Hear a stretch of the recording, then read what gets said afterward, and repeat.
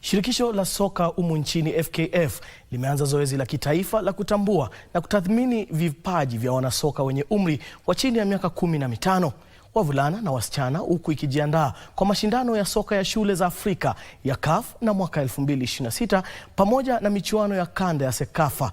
Makocha na maskauti waliofunzwa na FKF wametumwa katika vituo mbalimbali humu nchini ambapo wanatathmini na kubaini wachezaji chipukizi wenye vipaji.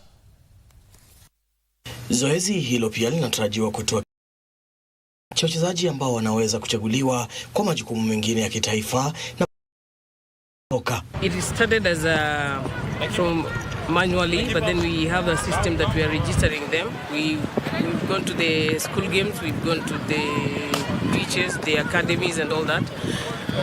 We have managed to put them in the system. There's a system that we register them in and then they key them as under 15.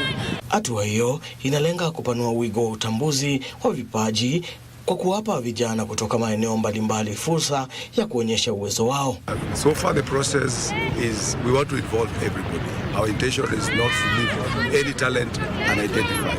That is why we started from the sub-counties, and it's a process that will continue all the way up to the national level. Wachezaji watakaotambuliwa watafanyiwa tathmini zaidi, huku Kenya ikiendelea kujiandaa kwa mashindano ya soka ya shule za eneo la Sekafa na kuwekeza katika kukuza kizazi kijacho cha mwanasoka.